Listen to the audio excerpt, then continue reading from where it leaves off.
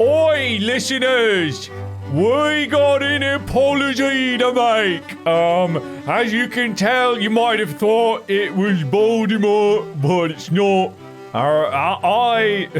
Me got busy, me did. Anyway, here's the episode. It's Bodacious Bob, and it's wonderful Willie, ain't it? Ain't this feel like home, boys? Ain't this feel like home, gents? I'm leaving now. Zed and whatnot. Hello, and welcome back to another episode of Distractible. What?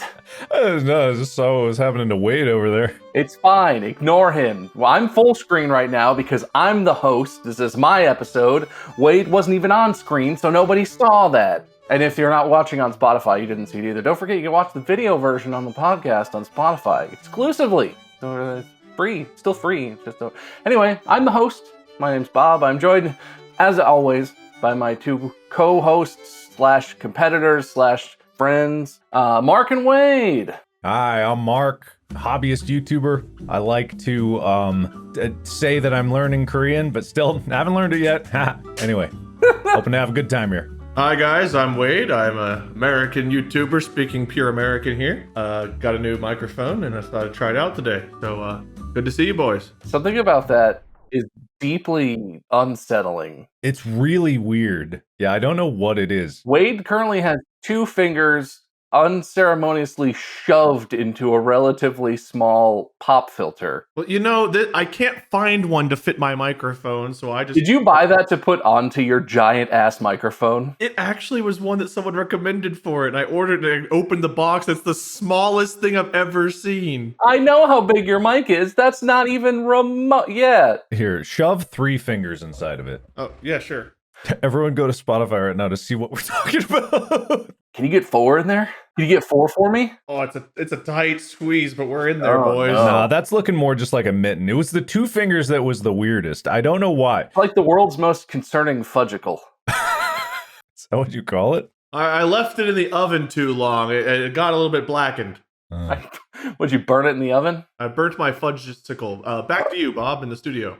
Yeah, so as is tradition, I have a topic, and we're going to talk about that. But first, we're going to do small talk. How's everybody doing? I have an office, guys. Look, remember how I was moving? Whoa! Look at my pile of shit in a room. Look at that. So that's exciting. Obviously, not quite operational, but I have an office. This is my office. This is where I will set up my crap. And next time we record, I might be on my actual computer again. Yay! Fingers not crossed because I'm stiff. Next time we record, I should have all kinds of stuff on the walls because they are fluffed up, and today is the day they go up. You know, the instructions, I've seen the foam you got. The instructions do say soak in water, allow to fluff for 3 to 5 weeks. I don't know if you're quite done waiting for them yet. I didn't read the instructions about soaking in water, and I was wondering what was taking. Some of the panels fluffed up real quick, and a couple did not. You just set them out dry and they just stayed perfectly vacuum sealed flat. Well, the first batch I ordered did have instructions that just said give them like 24 to 48 hours to fluff up, and they did. So the second batch came in and I was like, it's going to be the same instructions. I'm not even going to bother reading it.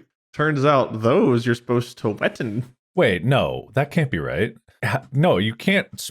What? I've never encountered any foam that you're supposed to wet. It's not the nice stuff that you get, Mark. Some of the cheap foams do say soak in water and allow them to puff up and air dry somewhere where there's ventilation. That doesn't make any sense, though. It gets like the wrinkles out. Because a lot of them, if you let them dry, they get like waves or they have like crushed corners or whatever. But that doesn't make any sense. Soak foam in water. Put it in dryer? What foam did you get? What weird ass foam did you get? Isn't some of that close cell foam like really flammable? You put it in your dryer and see if your house burns down. I'm just showing you the instructions I ignored for a week. Did you get prank foam, but you ordered it for yourself, so you just pranked yourself? I hang it on the wall and it just makes fart noises. It actually somehow makes room sound and echo way worse. You hang it up and then next time you talk, it's just like, whoa! How's that even physically possible? I don't know where you shop, Wade, but it must be hilarious. Like, that website has got to be just like full of good times. I tried to order the stuff I've got up right now.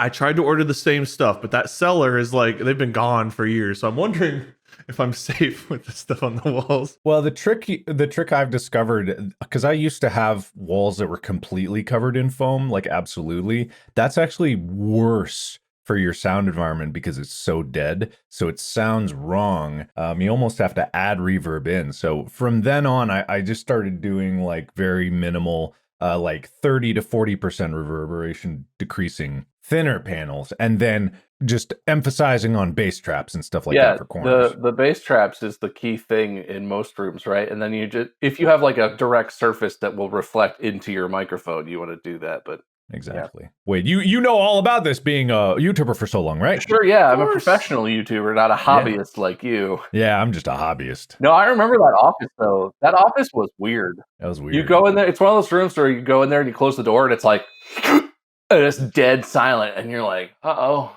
I went deaf in this room. Oh no. I left the panels on my old office in the old house that we're selling just because if they're not in there, it feels like a torture room, and I feel like people wouldn't buy the house because they'd feel uncomfortable stepping in there. Yeah, sound deadening material definitely doesn't add to the torture vibe. Well, it's also like in a creepy no window basement area. It's like tucked in back by the electric panel, so it just feels like it's away from everything. Where are you now? Are you in a creepy basement office? Yeah, aren't you in a new creepy tucked away back basement area? Yeah, but now I have a long dark hallway to get to my house. Oh, okay, cool. Where that mysterious man just peered in before, that must have been really fun. Yeah, if anyone needs to go anywhere, I in the basement, furnace, water heater, electric panel, I see them. Normally, I know they're coming, though. It was very much a surprise when I didn't. But yeah, that's my update. I don't know if I gave one, but...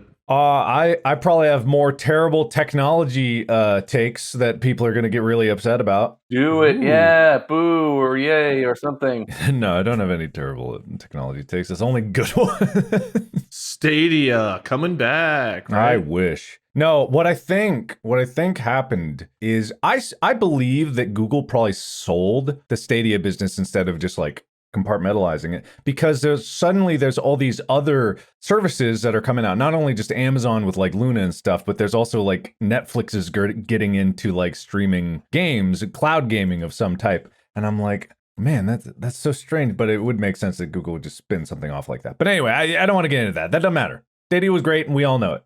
That's it. I don't have anything else. Oh, okay. Lucky for you guys, since we love the small talk section so much. Today's topic is kind of like an extension of small talk. Kind of. Big talk?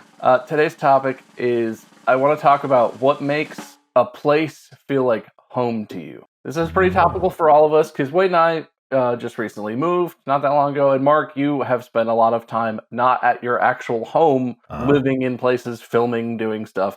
I just want to talk about what about a place makes it feel homey to you, as opposed to just like a big room you're staying in or house you're staying in or whatever. Can I interrupt this topic with one more tangent before we get into that? Because sure. Usually before these episodes, I look up like some crazy news articles, right? Just to see if there's something that grabs my eye. I doubt there's anything more to this story, but there's a headline that just caught my eye. Poop spilled from semi-truck causes multiple crashes on Interstate 95. Shaky Joseph charged. I was like, gross but sad. Shaky Joseph. Hey, boss, who should we have drive the poop trough? Should we have Steady James or Shaky Joseph? We really need James driving the nuclear waste around, so I guess give Shaky Joseph the poop truck. What's the worst that could happen? So his actual full name is Shaky Stevenson Joseph. That's his real name. His last name is Joseph. His first name is Shaky. For last name Joseph? Sure. I don't think that's common. Maybe it's more common than I'd think. Shaky as a first name? Yep. Man. Do you think maybe the parents were really nervous, so they were shaking, and they were like, "Stop shaking! You're gonna mess up the name." And they like wrote Shaky on accident. Shaky Johnson, son of Jitters and Tremor Johnson, or whatever. What's his name? Joseph. Shaky Johnson, I feel like has other implications to it. Like what? What could be? That's a steadfast driver right there. 10 and 2, that guy. 2 on 10, that guy. That's that guy's. Shaky Johnson feels like the C-reel porn flick. The what? What? I'm sorry. What happened? Like, isn't the C tier like a porn flick, like lower class? Oh, I Like, thought you were talking like some VR service, like the C-Reel. I'm like, what? Sounds like a weird like VR sex service. yeah, you know the CR Johnson or CR, whatever. You guys talk. I hate talking. I made a joke. It was kind of funny. We'll move on. You know what, Wade? Points for your weird VR sex business idea. Great job. Thanks, Bob. Back to you. Ugh. He's doing the finger thing again. Yeah, he's doing the finger thing. They call me steady. No. Go. How do you like this? How do you like them apples? Huh? Well, Isn't it concerning? It depends. I've had a bad experience with that in the past. I would like people like listening and watching this to take a screenshot of Wade with, you know, his fingers in the foam, post it on the subreddit, and then in the comments, let's discuss why this is off-putting. Because I think people would find it hard to articulate, but I think together we can probably explain why. Don't grab your wrist like that. That's even weirder. I gotta hold the mic. I don't like any of this. It's worse. I don't know why, but I just, in my head, I was like, ooh, I want to make my arm like the Price is Right microphone. Like really, really long and skinny. Oh, one. No, there's no foam on the Price is Right microphone. It's just naked Naked? flesh. In the middle. Anyway, back to you, Bob, in the studio. In the studio. Yep. You know what, Mark? Since we're doing interludes, that reminded me. I saw a news story that I meant to bring up in Small Talk that I thought was really funny. It's just a quick thing, but I think it's maybe real. Maybe. So this person posted on Twitter that they crashed their Tesla and insurance totaled it. So they like took away the wrecked car, and that they thought that was it, right? This person was like, oh, that car is going to be whatever, recycled, scrapped, whatever. And but they were still logged in to the Tesla. And with Teslas, you can like see where your car is on your phone and what its status is. And so this guy said, this happened a while ago. My Tesla recently came back online and is currently, GPS says is currently located in Ukraine. And someone is currently listening to Drake on my still logged in Spotify account on my Tesla in the Ukraine. Fascinating. Do they take totaled cars from America and just like fix them up and sell them elsewhere? Or because like I'm sure, yeah. Why can't they just fix them here and we drive them? There's no way shipping a Tesla across the ocean to Eastern Europe and having it fixed and then selling it to someone presumably at a very decreased price because it's a wrecked, totaled Tesla. What? Couldn't we just have kept that one here? And is it possible it's not the whole car, that they just took like parts out of it? Would that have unlogged it out or something? They would have to put it back into another Tesla, right? Or I guess if they just wanted to like, Tesla, I can listen to Spotify on this. I think there are easier ways to do that. Yeah, I didn't know if they could take that radio out, transport it, and then plug that in. You can do that. You can take components out of Teslas to put in other ones. They don't like when people do that, but it totally works. But when you do that, if you break up the components, it's no longer the same car, right? So if you took out like the infotainment unit, but you didn't take like the GPS, it would be like, it wouldn't work quite the same. I don't know. Maybe it would. I mean, given that like Teslas underneath the soft plastic interiors are just cobbled together with duct tape and random parts, I don't think that there's any certainty that if you pull out one piece, it wouldn't just forget everything or remember everything it ever did. So more likely, there's probably just some bulk like scrap dealer that shipped things out to some random location that was like, yeah, we'll take all of your crappy Teslas that you have piled up, because that's what happens. Like these cars and these, not just Teslas, but like cars all over the world. You saw how like in Syria, there were just Toyotas, someone's used car with their still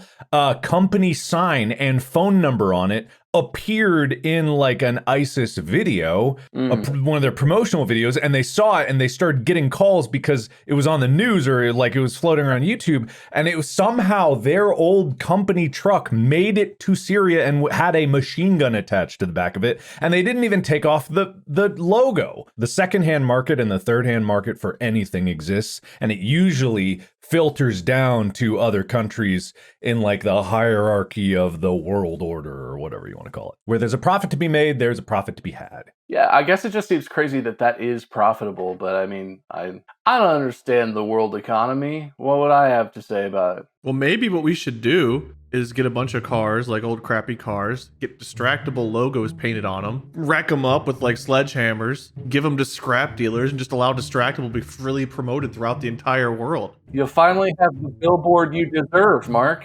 That's great. That's great. I've always wanted Distractible plastered on a few tanks. Well, okay, maybe not that specific instance, but like just cruising around, like, I don't know, Italy or something be cool. We should encourage all of the Distractible listeners who crash their cars while listening to the podcast to donate them to us so that we could start our own crashed car export business. That really is the business. There's got to be so many out there, and people just like hoping that someone takes it away. Oh yeah, no, they want to be rid of that. Once a car touches anything, curb, pylon? I just realized why this works. I totally just realized. Because think of it, if you want junk removal, you either got to find a buddy with a truck and take it to the dump, or you hire someone to take away your junk. That business is self-sustaining because not only are you paying them, they're getting money to take away your junk. They will go through your junk and then they will sell what is actually usable. And so just so everyone knows out there, when you hire junk removal,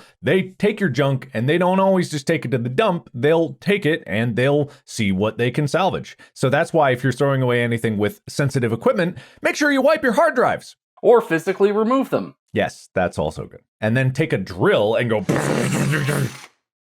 To the person junking or to the hard drive? Hard drive. Yeah, hard drive. Yeah. I knew that was coming. Instructions unclear. Dick cotton blender.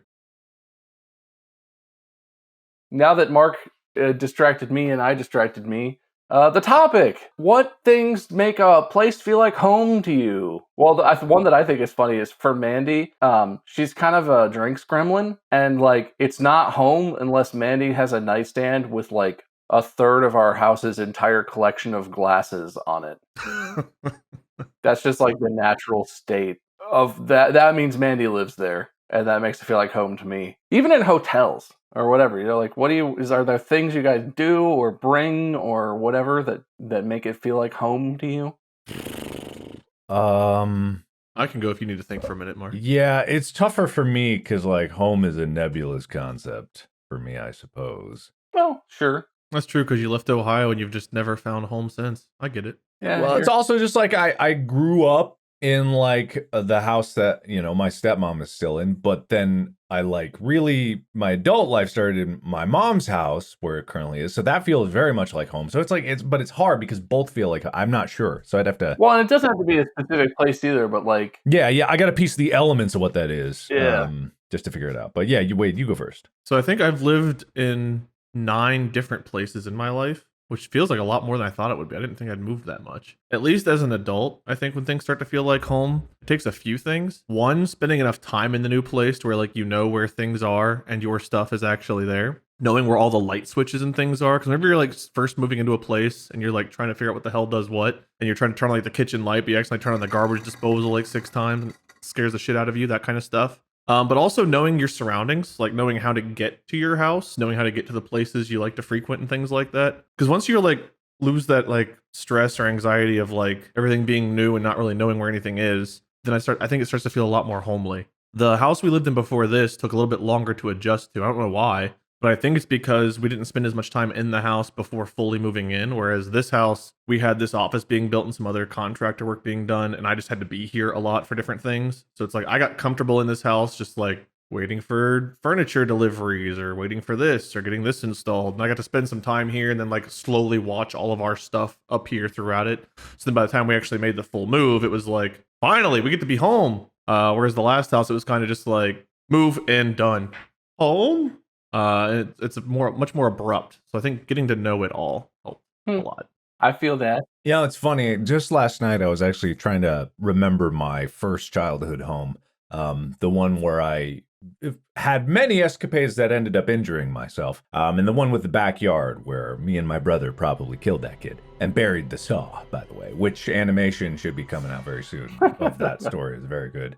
But I was trying to remember it because I was just like, trying to remember what the basement looked like. And it was so weird because the number of memories that I have in that have reduced down to some very strange, unique moments to it that are when the space changed, right? So I remember a specific memory in the back part of the unfinished basement was like this. There were boxes there for some reason. There was some Halloween stuff, and it wasn't Halloween.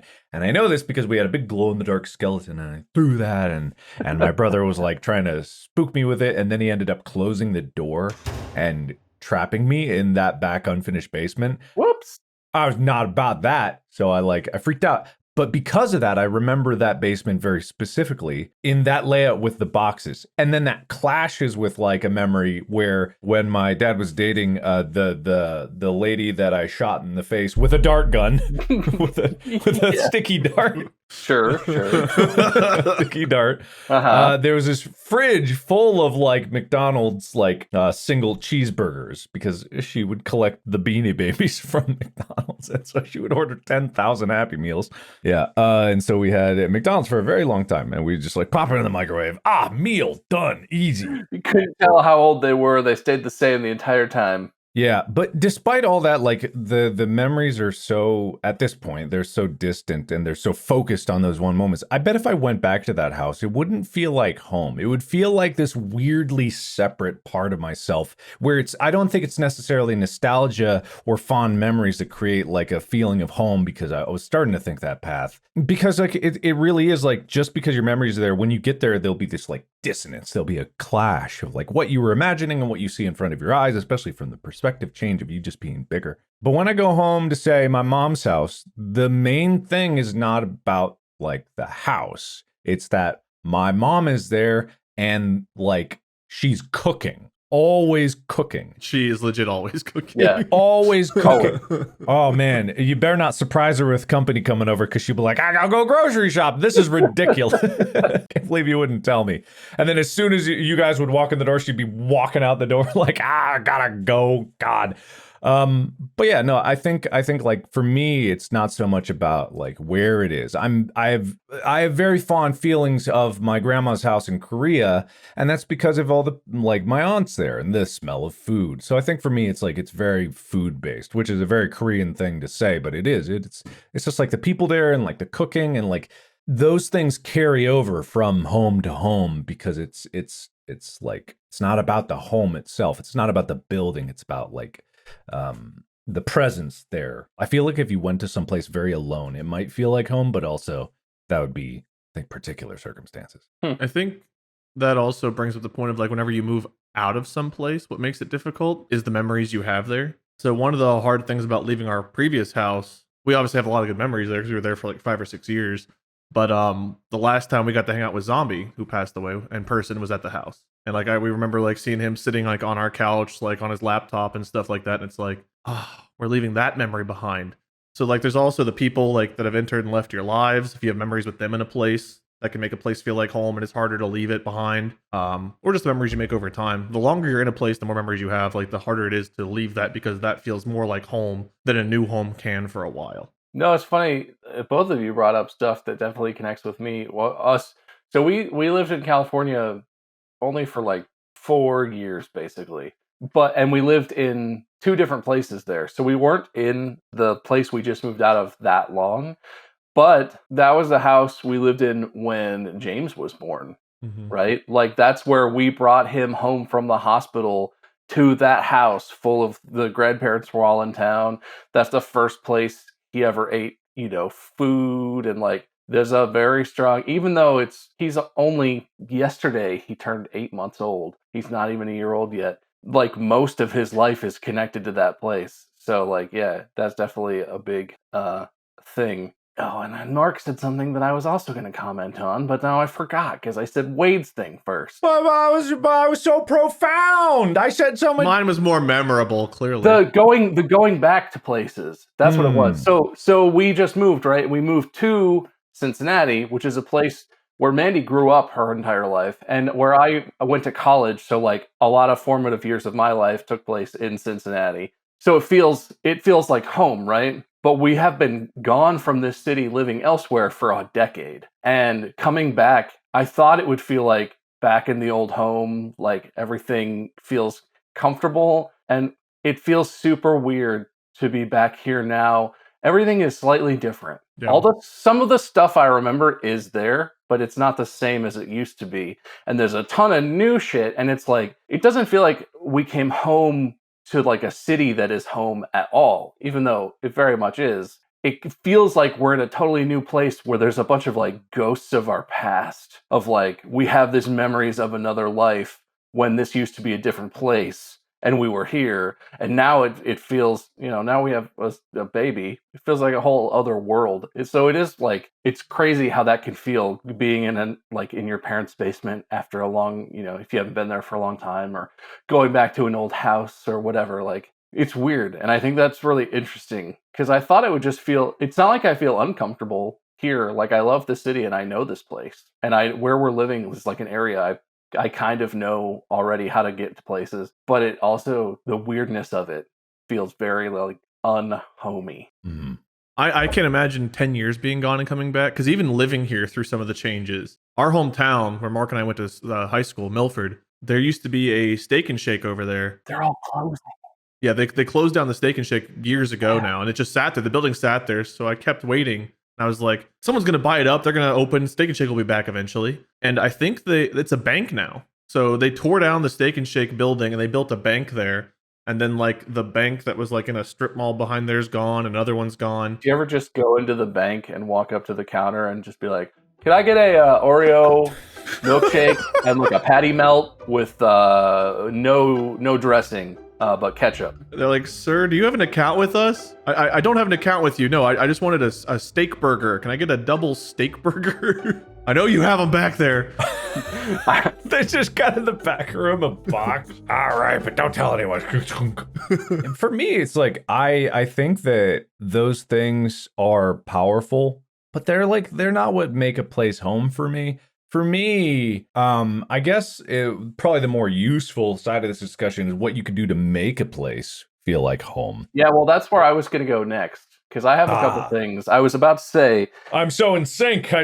Just you and I, same wavelength. Yeah, exactly, right? Yeah, like this, you and I. Like this, yeah. Except for the fact that Bob moved back to Cincinnati and you didn't. I mean, he and I are on the same wavelength as far as where we live and where home is. Well, if you think about it, from the first time you requested that, it was like a 4-year delay. So really, what wavelength are you on is kind of like a big offset. So whatever. It was pretty quick after the episode where the spin the wheel landed on move back to Ohio. Well, actually, we had a handshake deal that he was going to move back to Ohio. So that was before you. So No, yeah, he's right. That happened because of Mark, not because of you. It was a handshake deal. Sorry. That's Will. I think you have the B-roll of that, Will. If you could put that in right here, Mark and I having that discussion.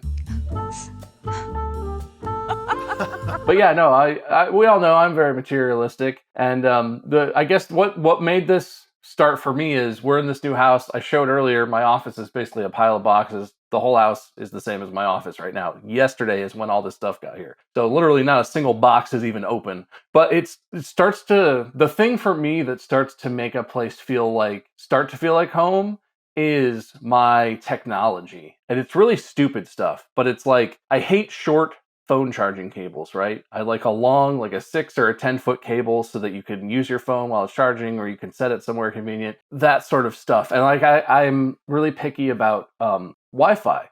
I have a very nice router and I brought it with me. And then when I set that up, I replaced the one that the cable company gave us and set up my router with my Wi-Fi. Something about that where like I have good, consistent internet and Wi-Fi and everything, like that starts to make it feel like home for me, which feels really stupid, but that's very much a thing. Having my technology set up the way I like it around me makes me feel more like, yeah, this is my space. Like it's working better for me because it's set up the way I like to have it. Yeah, I could get that. For me, it's funny because the place I have the most memory that's like technology based is my mom's basement when I was like super in my World of Warcraft days.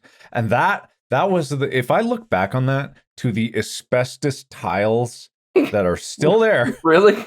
To the floor down to the very back of this big part of the basement. I don't know if you guys ever saw like down there, like the long one. My desk was always way in the back in the far corner. And it was just a storage hell. It was just like random shit goes down. And I was like, yeah, this is my zone. And if I show the floor, it's kind of storage hell. And I'm curious if that's like just You're trying to capture the magic of your mom's basement filled with random junk, feeling like your little home base area. Man, maybe. But at the same time, it's like, yeah, what do I do to make something feel like home? Because so much of my life has just been like, it's assembled by convenience, whatever is most convenient in the moment. Whereas like my mom's house, even if it was chaos in the basement, the rest of it is assembled with care. Yeah. It's like kind of a chaotic care, but there's definitely care there. Same with my stepmom's house. And it's like, I'm not saying my house is a hellish scape of not caring, because it's literally just there's a pile of tech there. The rest of it looks very nice. But it is just like, man, what do I do to make things home? And I realized like I'm not doing much of anything to like make it feel like home here. But it does. Is there anything that you feel like you wish you would do, like something in like the bathroom, some product or something, or like something that would connect you to your like family in Korea somehow? Or I don't know. Do you feel like you're missing anything? Does it feel like home? You've been in this place for a little while now. Does it? But you haven't. You've had this house and lived in it, but also you've been filming things and not in the house for like. Yeah, but when I come back, it does feel a little bit like home, but not like going back to my mom's house. You know, it is different. It's that nebulous thing. Ohio's where the heart is. Also, I said Korea. You know, my grandma's house in Korea feels very much like home. Ohio's where the heart is. I think he's checked out. I think he must be watching Shakira. Wait, could you point to Korea on a globe? I don't have a globe, but if I pretend my head is one, here's North America, here's South America. If I spin here, it's like right in this region. No, that's the wrong way, buddy. That's the wrong way. Unless this video's mirrored, I don't. Oh, it might be. Because if I go this way, this would be Europe and Africa. So I was just cutting it straight to. Okay, all right. Okay, I really thought you thought Korea was in Africa there. So I didn't know I was mirrored. That makes it awkward. That's strange though, because for me, I'm not mirrored looking at my own video, but it's mirrored for you guys. Hold up your right hand, everybody. Interesting. Who's mirrored? You guys are both holding up what looks like your video of yourself is not mirrored for you, but our video sent to each other is mirrored, or the opposite of that. But like my video is different than your two. Yeah, because you both held up what looked like this. Yeah. Whereas I was okay. So you did point to Africa. If this is your right, hold up your right hand, and you went. This is North America. Right? South America. Europe and Africa would be over here. I turned this way and went down like... Because Alaska would be over here. And then, they're Russia, Asia, all that. Mark, I don't think I have the spatial cognition to figure out what is and is not correct about what's happening right now. Yeah, if this is his right hand... If we're mirrored, then things are getting really confuckled. If this is his right hand, then the way I'm seeing him is not mirrored. He's facing the camera with his correct right hand, and therefore the orientation of the globe, if this was North America, it would need to spin this way for it to be like the Pacific Ocean, and then this would be where Korea is, whereas he went to Africa. But for me, I'm not. For me, I'm doing what you did the first time. No, I'm saying I'm looking at you right now. If this is your right hand, you pointed to Africa. I'm just saying what you did is exactly what I did for me. And I know, and that's wrong. That's wrong because you and him are opposite on your screen. But I'm going based off of your right hand to the North America, which is the globe in the front facing. If your right hand is here and you're North America and you point to this side saying that's Asia, that ain't right. For everyone who's listening and not watching the episode, Mark and Wade are currently frantically pointing at parts of their heads and turning their heads left and right, back and forth, debating which ear is Europe and which ear is Asia. What hand are you using to point to your eye with? His left hand. Clearly Wade's left hand with his wedding ring on it. So Florida's here. Across here's the Atlantic, which makes this Europe and Africa. Over here is California and Alaska, which makes this the Pacific, and Asia's over here. The things you're saying are next to each other. I just feel like you're explaining it in reverse of what it would be. Yeah, this is it's so weird to me because I'm perfectly pictured. Are you sure about that? Mark, is having a globe something that would make your house feel more like a home? Is that what you need? Alaska and Russia connect, right? With little isthmus or whatever it's called. But if that's his left hand, then the way I'm looking at you, if you're holding up your left hand, Will, can you just edit a globe on my head, please? I swear to God, if you're saying your hands are what your hands are, you are not pointing Right? Left. Yeah, you're not pointing to what you think you're pointing to. So, Wade, I have a guess here. You have to imagine that you're the globe, so we're looking at you. Okay, that's probably the problem. I'm using the image of me to describe it. California belongs under your right eye if we're Okay, looking that's at over you. here. Because California is on the west coast, which if the map is facing away from your face, west. So here's the problem. I figured it out. I'm using the non-reflected image of me to describe this rather than my actual body. So what I need to do, Will, put the globe on my head and flip it, because that's what I'm looking at. Why would you describe it that way? Because that's how I see it, my reflected image, and I can't just imagine my face. But we said you're a globe. Okay, let me do this without looking at my image. Here's North America. Here's South America. So this is the way you guys expect it to be, right? Yeah, a so globe. then Alaska should be here. Yeah. This would be Russia and Asia. This would be Europe and Africa. That's how you guys are seeing it that makes sense to you. Whereas looking at the image is what made sense to me. Now Earth feels like home. I just find it fascinating you were even able to look at your flipped image and reverse everything for yourself off of the image. That was really easy for me, actually. That seems backwards to me too. I would have based it off of my own. That was actually easier for me to do than to think it through without looking at something. Weird. Because I could physically, like, looking at me, I could physically see the continents with my imagination on my face. It's like, obviously it's here and here, and that would make Asia over here. I could still see it. But for you guys and the whatever, and my actual head shape, yeah, it would be... For the whatever, we're just looking at you. You're this not is harder to do with flip fucking images than you think. Because I thought looking at the image of me was the same way you were seeing me, so it was making more sense to do it that way, whereas in fact, it was not. I don't feel like I understand what was happening any better. I just feel like... All right, Will, retrospectively, put Earth backwards on me so Bob can see, and then flip it whenever I realize what I was doing wrong to show how correct I was when I was wrong and right.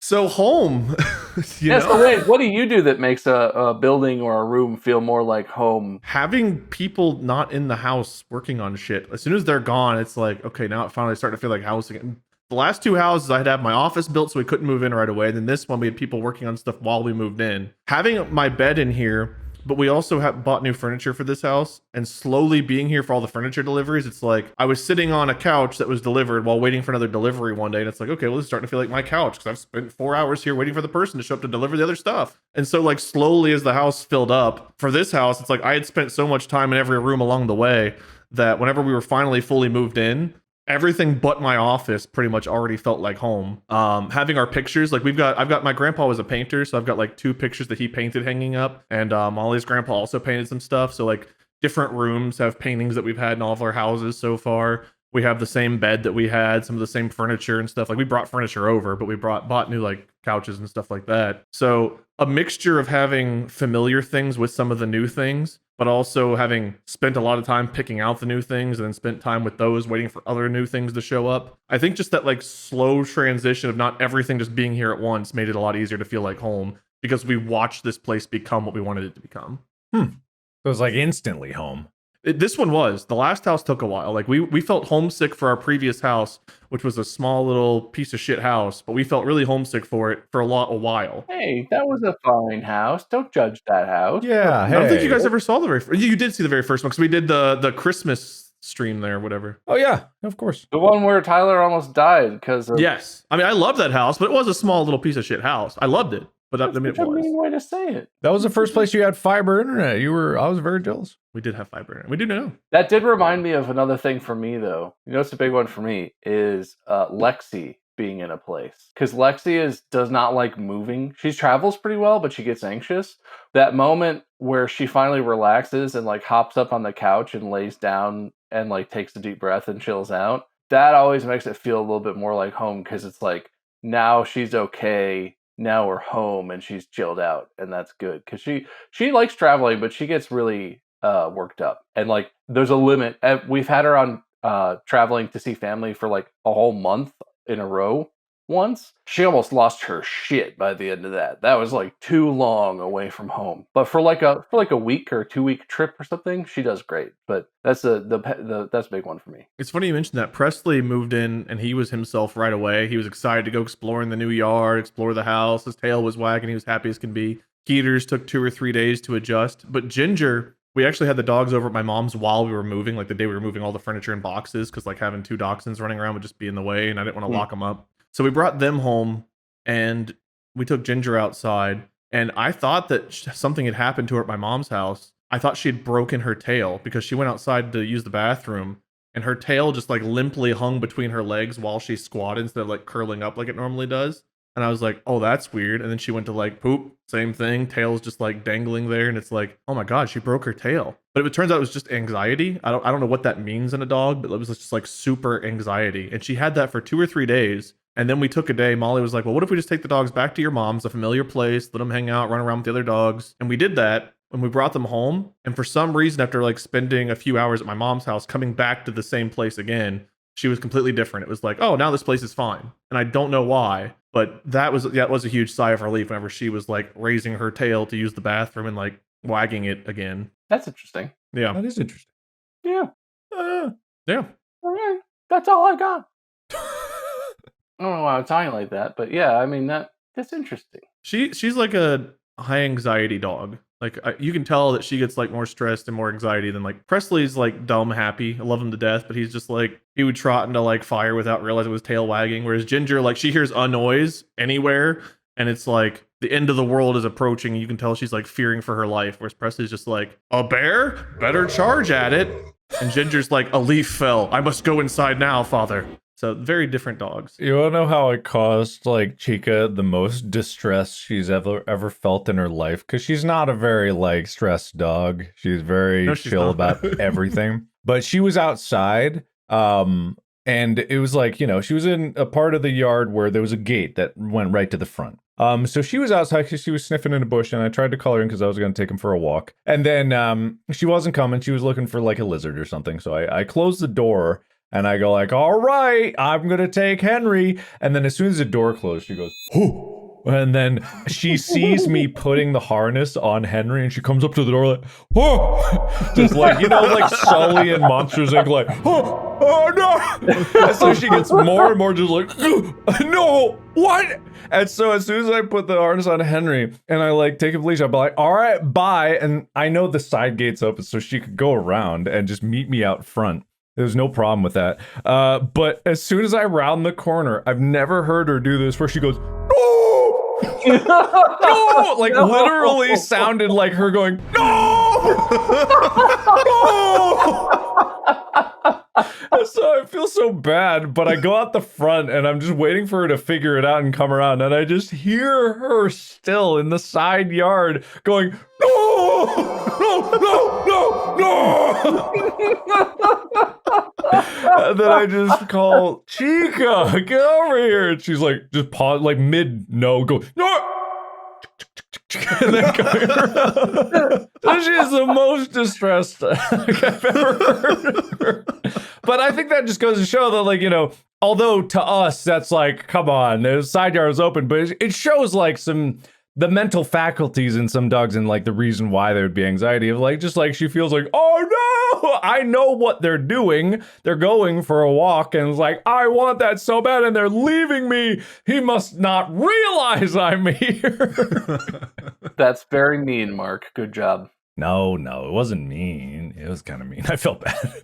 Good talk. That turned out way differently than I thought. I thought we were going to talk about like, oh, well, I bring my favorite lotion and I bring this thing and I put it in every hotel room I stay in and it makes it smell like home or whatever. Mm-mm. We talked about way more wholesome, deep family stuff and, you know, good. And picking a winner seems callous, but I'm going to do it. Good boy. What the Did he just call you a good boy? Yeah. Say it again, Daddy. Good boy. Yay. I said it to some of my friends here in town, and they cringe at it. And just to make them even more uncomfortable, Dana, who edits my stuff, Whenever JP was here, he absolutely hates when I say good boy. So I like patted her head. I was like, good girl, Dana. And JP was like, you can't do that, you monster. It is uncomfortable and weird. Yeah, that's extreme. That's very weird. That's very weird. Sounds like a thing I wouldn't enjoy seeing either. But Well, now that you're in Ohio, I can show you. tell me again through your finger microphone, Daddy. Good boy. Back to you in the studio, Bob. Whatever. This bit is over. It was such a wholesome episode. It was. a very wholesome and episode. now it's not. Good episode. Good viewer and/or listener. I gotta say, you both did such a great job with the topic that I feel like you ended up basically tied. But one of you earned points before we got into the topic. You're smiling like it was you, Mark, but I'm fairly certain I gave points to Wade. Well, that's a bit weird because I brought up Shaky Joseph. I don't recall giving any points for Shaky Joseph. I like how you said Shaky Joseph in a shaky voice. Because I just sense an unfair wave of energy. No. This is going exactly where it's meant to. It does seem like his name should be Shaky Joe for short, but I don't think you shorten last names. That's not really a thing. And just for that, Mark, I'm definitely not giving you points for bringing up Shaky Joseph. But I didn't shorten it. You tried to, though. I could feel it in your soul. Joseph. But Wade shortened it. Didn't Wade was the one that... wasn't that just what happened? Then Wade shortened it? No. Isn't that what just happened? I said Joseph and he said Joe and you're punishing me for shortening it? I don't think so, and or we're gaslighting you, but the answer is somewhere in the middle. Isn't that what just happened? Have you guys seen that? I think it's a meme or a TikTok. You see that where a guy walks into the house and he just goes, I'm going to gaslight you. And from another room, you just hear a voice that's like, oh, don't do that. That's so mean. And then I was like, what are you talking about? And the voice in the other room is like, no, what? Oh! Anyway, we're gaslighting you, Mark. Wade wins! Yay! I don't even remember what reality was anymore, but I feel like I was leading to saying that Wade wins, so that probably must be the right thing to have happened. Oh, it is. It is. Do you agree, Mark? I don't think it matters if I do or don't. No, it really doesn't. I was just prompting you to speak. You know what else you could say, Mark? You could give us a loser speech. You know, it's weird. The further we go into this, the more it both feels like winning and losing doesn't matter, and yet it feels horrendously unfair when you lose. It does, doesn't it? It does. It's like winning almost doesn't feel like it matters, but losing feels like it should matter a It lot. feels like a punishment. It feels like the winner is picked by who could be snatched away from as a loser the most. It's almost like I enjoy that. Wade, winner speech? Thank you, Bob. I would like to say thank you for hosting a great, fun, and fair episode. Also, for those of you out there, be careful how you show globes. Mirrored cameras can make a big difference. Oh, yeah. Thank God we got to the bottom of the great globe debacle. Also, thinking through whether I'm using my reflected image or my actual image to define the globe parameters made a big difference, too. So just have spatial awareness and have a consensus as to how you are globing. That's all from me. Thanks. Back to you. Globe safely. Got it. Thank you. Yeah, well, thank you for making this. I thought this was going to be goofy, or I don't know. I don't know what I thought, but this was a very wholesome episode, except for all the stuff I said. And I appreciate that. You guys were very generous, sharing personal things. I appreciate that. That's very nice. Thank you very much. And Wade did a slightly better job, so congratulations. Make sure you check out our merch, store.distractablepodcast.com. There's probably definitely stuff in stock. I haven't looked, but it's there. Check out Mark at Markiplier. Wade is Lord Minion 777 or Minion 777. My name is Meisker. You might be able to spell it, but I wouldn't bet on it. That is the show. Thank you so much for listening and or watching. And like we always say at the end of the thing, podcast out.